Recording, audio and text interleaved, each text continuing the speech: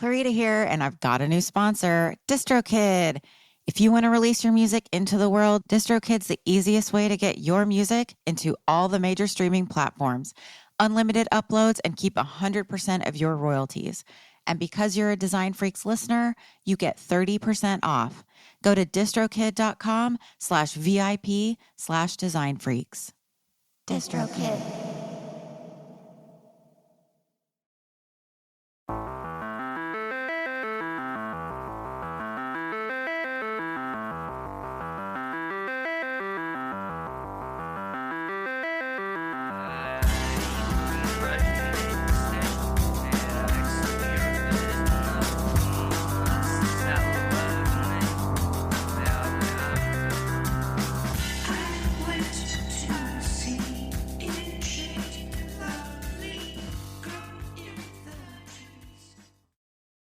Well, then, all right, let's do this shit. Hello. Hi, and welcome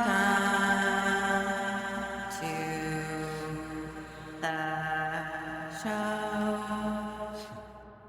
Hello, and welcome to the Design Freaks podcast. This is a show about record covers, graphic design, music history, design history, art, and stuff. My name's Clarita. I'm a Seattle-based graphic designer, artist, record collecting person, and thank you for listening. This is episode 20, everybody. It's very exciting. Hope everyone is doing well out there. I'm not, but I do want to say thank you to our episode sponsor, iZotope. So their audio software like RX helps to clean up any noise in my recordings, and there's a lot. And then Neutron for mixing really helps make my podcast sound better. They're offering a 10% discount to our listeners right now. So go to iZotope.com/ruinous. That's IZOTOPE.com and enter the code RUIN10. Thank you. And now I want to introduce you to my 20th guest. Actually, it's not my 20th. It's my 20th episode. My guest this episode is a rock and roll singer, guitarist, fisherman, all the way from Little Kalamazoo, co-founder of the Spits, Sean Spitz. Hello. Hi. Hey, Clarita, how you doing? Hi, doing good. How are you doing over there? Not doing too bad. Okay, Not doing too good. bad. That's you know? excellent. Yeah. How's Michigan this summer? Michigan rules. Michigan Mhm. summers rule. I'm just isolating myself out here on a lake and doing a lot of boating, a lot of fishing, doing some writing with the Spits, and So there's a new album in the works, I take it? there is a new album in the works. It's actually finished. We'll be announcing a release here soon. Right now, it's all kind of hush-hush.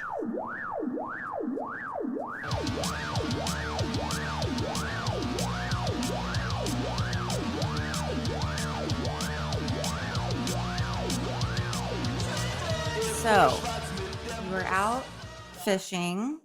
Were you doing any whittling? No whittling. Making lots of splitting a lot of wood for fires, but no whittling. Just campfires. Fun. And also, happy birthday to you. Oh, thank you very much. It was a great one, you know, even though we're going through all this shit and I couldn't have friends around or anything, but everybody is going through this. You know, I actually, speaking of whittling, I did sand down my guitar and spray painted it. So it's kind of whittling, right? No, yeah. Sort of. So how many guitars do you have? I don't have many. I have 3. Cool. And are any of them like, do you still have your first guitar or? No, I do not. That one got busted over my brother's head many years ago. Oh, hi, Aaron. Yeah, he's actually, you know, it's funny is I was in Jackson, Mississippi, and we were on tour, and I think we're getting sick, you know, tour sick and shit, and What is tour sick? just on the road, no sleep, drinking, smoking, you know, you get a little tour cold, they call it, but and we were playing at Jackson, Mississippi, and my brother started talking shit over the mic or something, and we got in a fight, and I went to push him, and I had my guitar on, and I snapped the freaking neck right over his head. I didn't mean to, but it's so that was my first guitar. That one's out. I do still have the body. No, actually I don't have the body. What was it? It was a SG, and I've never had like a real nice guitar. So it was an Epiphone SG, and what's funny was we were playing one of the dudes at the show. Jackson was like, "Hey, can I keep this?" And then years later go by, the guy hits me up and he's like, "Hey, I still have that neck, blah, blah, blah." I'm like, "Fuck, you want the body?" And I shipped him the body and he has it. Wow, that's quite a legacy for that guitar. Yeah. Yeah, it had a lot of miles. Was Aaron hurt? He did, but I cracked it. Was there blood? Yes, there was a little blood. Uh-oh. But we finished the show. And, of course you did. And then our host that was putting us up in Jackson, actually, they had this huge house. And they're like, "Okay, you go over there and you go over there." Because we're fighting. We were brothers. We love each other.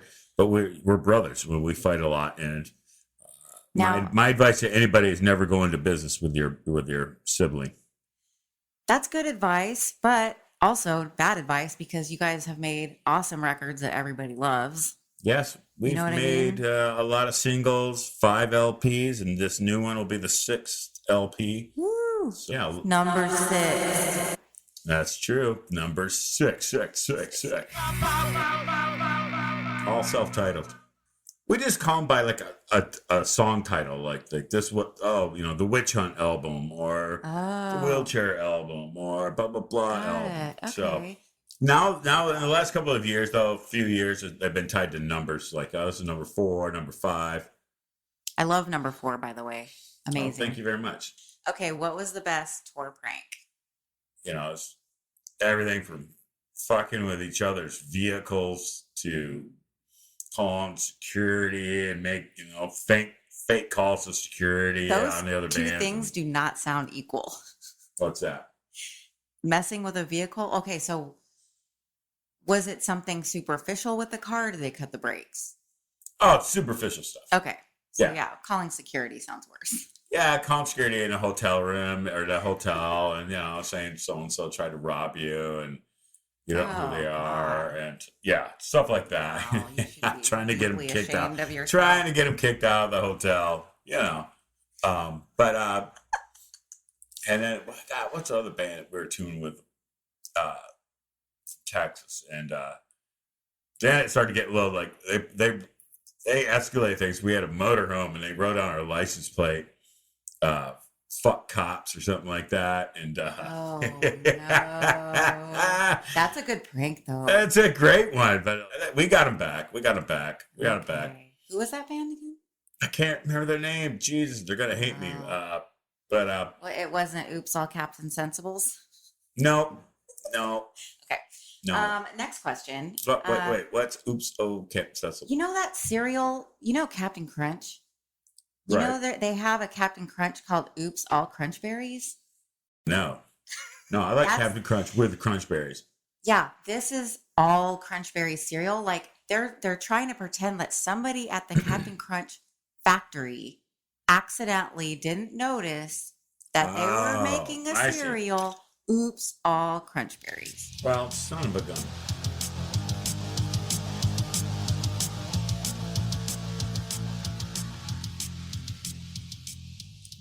Let's see. What's going on in Seattle? I heard it's all crazy out there.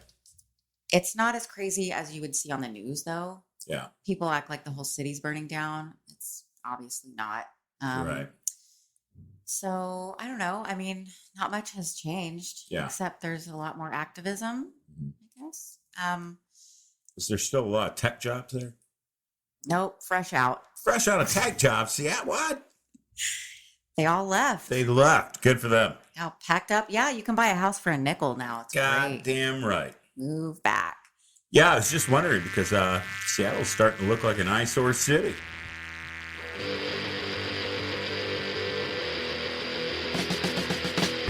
Bottles broken on the pit, and the smell of crime. It don't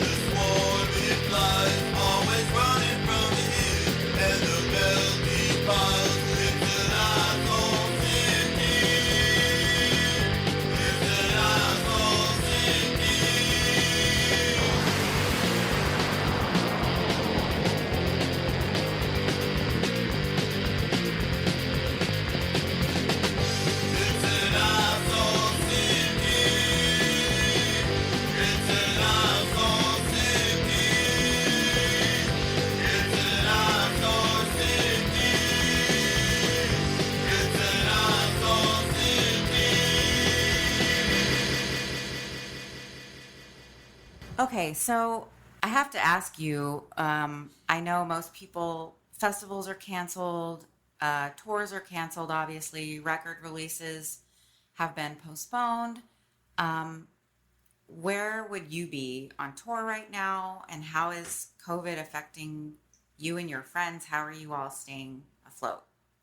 Actually, we're supposed to be on tour with a new record in April, but of course that got bumped.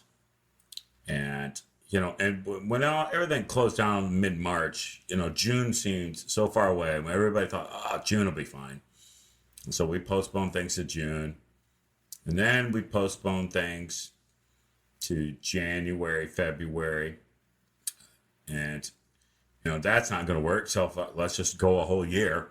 I don't know about other bands, but we're hoping for late summer, early fall of 2021 to be able to tour and play shows.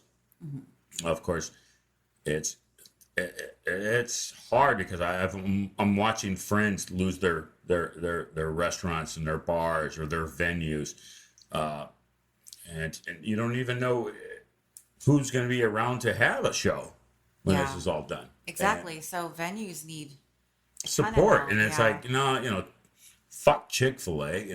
Why do they need $1 billion fucking dollars or whatever? Yeah, but we finally decided to, just release the new record without touring it, because otherwise you're waiting like another year. So I can't. I think I said earlier, talked about it. I can't announce a date just yet, but it'll be soon. And well, we're all looking forward to it. I am too. I'm really stoked on this one. I'm really stoked on it, and we all are. It's been 7 years since we put out a record, I think, or something. But it's ready, and I'm really stoked on it. We're all really stoked.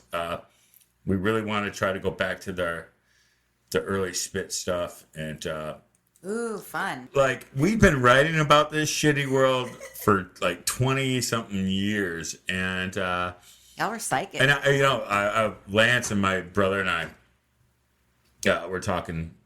Lance is a drummer. Yeah, we were talking a few days ago, and we were saying, like, God, ain't it funny how, like, because on this new record, it's pretty much a lot of apocalyptic songwriting, and it just fits so much with today's world. So when it does come out, it's going to seem like we wrote this record around today's current affairs, and it's like, no, this shit was been written for a long time. But and the album art is it fits today. Yeah, so I was going to talk about, you mentioned the new record is sort of maybe harkening back to classic Spit, so I want to talk about Robot Man.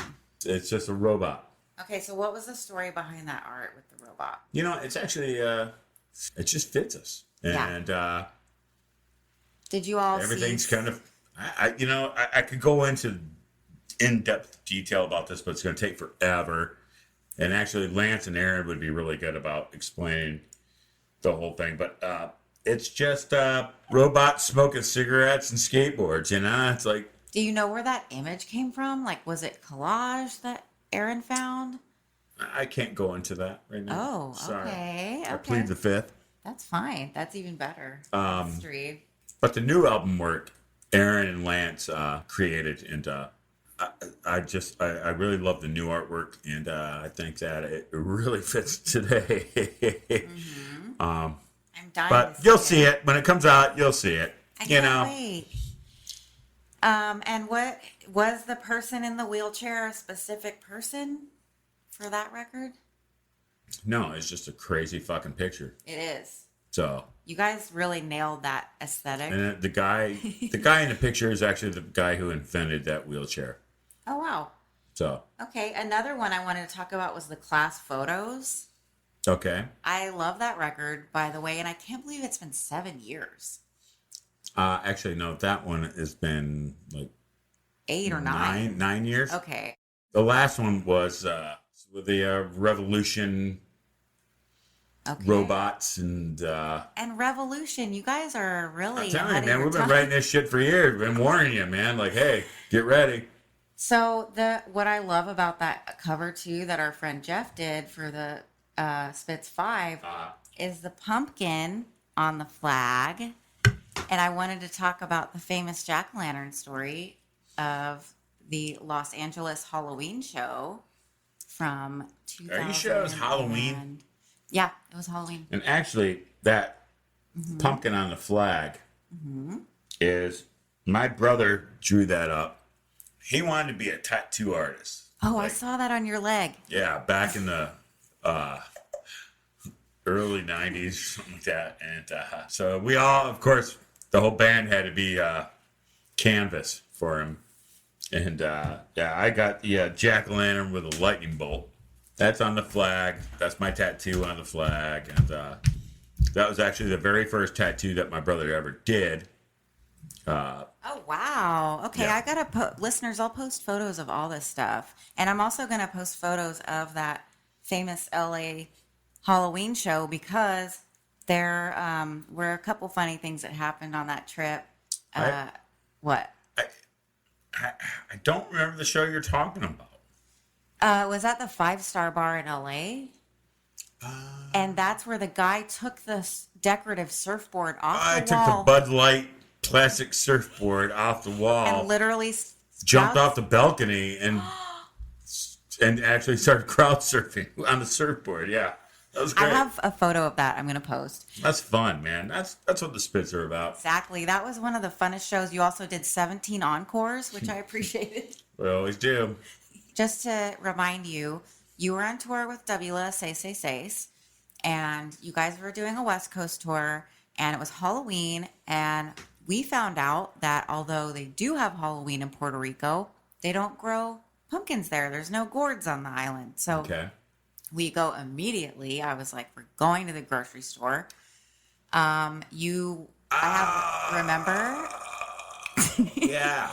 There's a photo of you and the largest pumpkin I've ever seen in my life. I do remember that. We found the big one, but we didn't buy it. At Ralph's in L.A. Was it? Yeah. But we did carve the Spitz logo into a pumpkin, and it was fun to watch adults who've never done the American or mainland American tradition of carving a pumpkin and reaching in and pulling out all the pumpkin guts, which they were really grossed out by. It was great. And then somebody, it wasn't me. I know Lance got mad at me, but I did not put the pumpkin on the stage. Somebody got smashed up. Oh, it immediately somebody threw it directly at Lance's face. And yeah, that made me think that drummers can't really defend themselves. Right. Anyways, what is the worst thing that someone's thrown at you while you're on stage? Fucking glass or no. a bottle. Have they hit you in the face? Man, no, but Josh got hit once while playing keys in Canada, Vancouver. Busted his eye up, and it's just like, I know people like spill beer and go crazy and spit, but to me, it's like if you're whipping a bottle at me, you want to fight.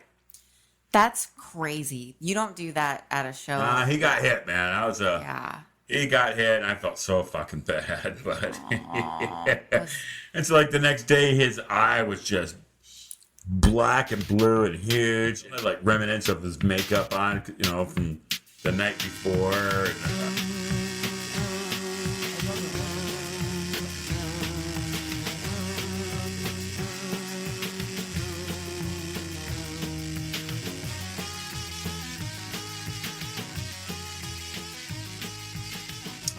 I've been hit in the face with some cardboard. I remember one time I actually went off was this old Seattle block party. We were playing, and somebody was sitting with one of those high-powered squirt guns, and they were shooting me in the face, and I couldn't even see. And I'm trying to play, and I kept messing up, and then it got on my guitar and it shorted out my pickup. And I turned around on my amp and I grabbed a bottle of beer and I just whipped it right in the fucking dude's face. Did you know who was, because you saw the water gun? Oh, fuck yeah. I just sitting there, I'm like, please. I was trying to shake my head no. And Who it's would like, do that? Ew. oh, he got a bottle to his head. No, but this new one's ripping. I want everybody to please go out if you can afford it and buy it. Go out and buy Yeah, so it'll be coming out soon, it. Okay. very soon. I will Cool. be putting up a pre-order link. You have The a songs are great. I think it's going to help everybody in the fight. I hope that they blast it over loudspeakers in the protests out there, Oh my Clarita. God. These are like anthems for us. Fucking A. We need anthems. Thank That's you. what we got. That's what we're delivering. But I don't know. I'm stoked on it, and want to thank everybody for their support, and hope that everybody stays safe and that we can all get through this. Rock and roll. Rock and roll. And real quick before we depart, I just wanted to ask, there's 3 questions I ask every guest. You don't have to answer them all. But what was the first album that you remember seeing, like when you were a kid? Mm-hmm. Was there a cover that you were fixated on or couldn't stop looking at, or just like were mesmerized by? My parents really were into music, and they really got me and my brother into music. So we grew up listening to music a lot. And we grew up listening to everything from doo-wop to bluegrass, rock and roll, But I mean, God, when I was a little kid, I think my first 45 I bought was Neil Diamond, "Blood on the Rocks," and I love that fucking song. I listened to it over and over again, and then I bought my brother, because my mom was like, "Okay, you can buy your brother one," and I bought him the Who, "You Better You Bet," and Aw. singles at Ben Franklin, 5 and dime. So wait a minute. So the Blood on the Rocks, what was the cover like? I cannot remember. Okay. But I just remember that was my first single, I think, Okay. I bought. What But, about the first cover you remember? I love, you know what, actually, I really loved, well, my parents were both really into bluegrass music. And at the time, I didn't mind it, but now I love it. And it's crazy. But a lot of the bluegrass covers were like, I don't know, always had like crazy nature or trains, or I don't know. It's very hillbilly. Also, I think one that really stands out, and I was just like, God, this it's so simple, but so powerful, was AC/DC, For Those About to Rock, Bright Gold with a Black Cannon. And I was just like, wow, that's fucking tough. It's very spitz too. I mean, It's very tough. It's tough. The lettering is great. It's got the beveling. Yeah, I think it's a damn good record cover. It's nice and phallic, and you've got this kind of Xerox look. It's pretty badass. Yeah. Yeah, I mean, God, I wish I had more time and more okay. brain cells. But, no, I don't have any either to contribute to you, so we're just splitting one brain cell over here. But before we go, is there anything you would like to promote? Where can people find you, your music? Spitz.org. There we go. Yeah, that's the Big Cartel. That's our website. So, and there's a Plague Bandit mask that you can wear for COVID times. I think we sold out of those. Did you? It says on sale, but maybe we got some more. Yeah, keep checking the site, y'all. And then also the black hoodie, the Tough Dick hoodie, is sold out. But who is that guy on the design? Speaking of design, that actually came out of a really cool book that our drummer Lance I had, and it's just classic artwork. And then, of course, we Xeroxed it and made it a record cover, and then that became, we just put it on a sweatshirt. But that was that's our very first 7-inch cover. We made 4 covers for that very first 7-inch in the 90s, and that was it.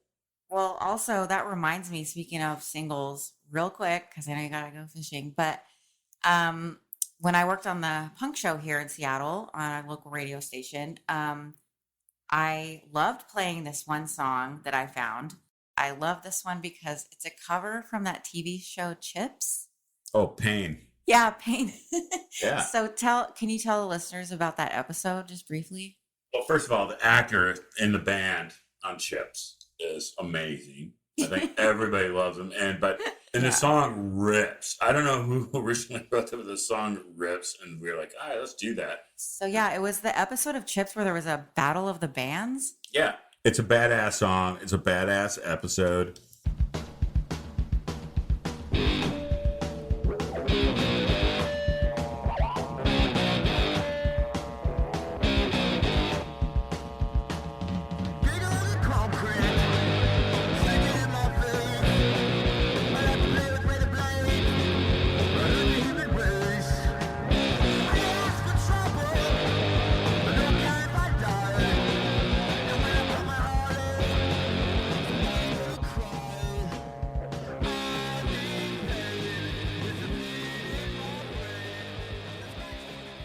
Thanks for being on the show. Oh, right on. Okay, everybody, skate tough, stay tough, and hang in there. Thanks, everybody. DesignFreaksPodcast.com, RuinousMedia.com.